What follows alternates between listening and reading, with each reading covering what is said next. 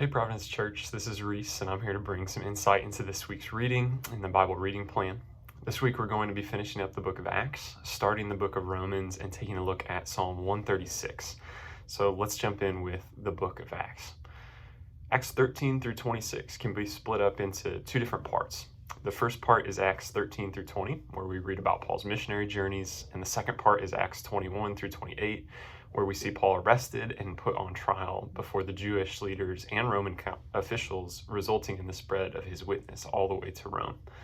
And here are a few things to keep in mind as you read each of these sections this week.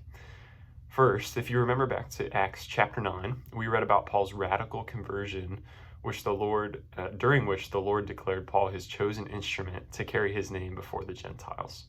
But in Acts 13 through 20, notice the first thing Paul does when he enters a new city. He heads straight to the local synagogue and preaches the gospel to the Jews. You'll see this in places like Acts 13:5 and 14:1. Paul was called to the Gentiles, but this calling did not actually exclude God's commitment and promises to Israel. Throughout Scripture, we have seen God's heart for all people, and it's here in Acts 13 through 20 that we see this start to play out, as God uses Paul to create for himself a people made up of both Jews and Gentiles. Now more than ever, I think one of our takeaways from the book of Acts has to be that God's people are a diverse people. But we all know how easy that is to say and how hard it is to see that reflected in our own lives and experiences. So we shouldn't be surprised to see in Acts 13 through 20 that there's a lot of tension between Jewish and Gentile Christians. So knowing God's heart, I want to challenge you to pay attention to the tensions between Jewish and Gentile Christians this week in the reading.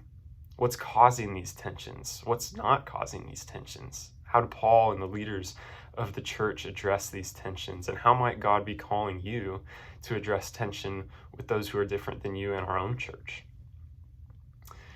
Now, moving into Acts 21 through 28, there's much to learn from Paul and how he handled being put on trial and imprisoned.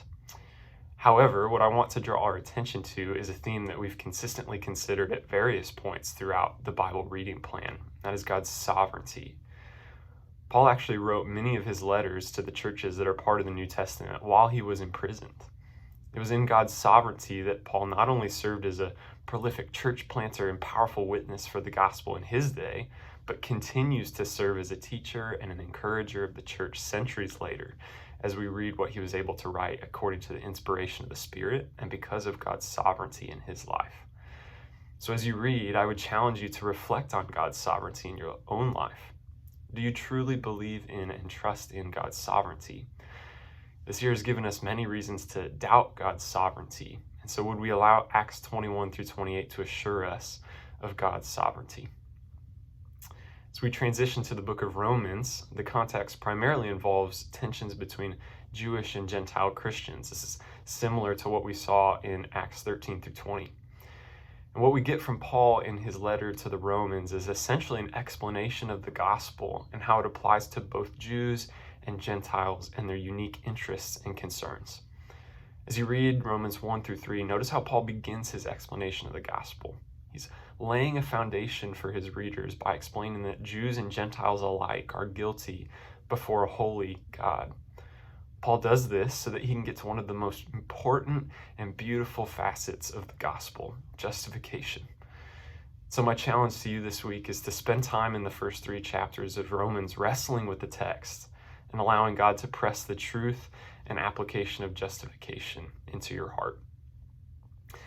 Finally, instead of giving you background and context of Psalm 136, I just want to encourage you this week to use Psalm 136 as an exercise in gratitude and praise.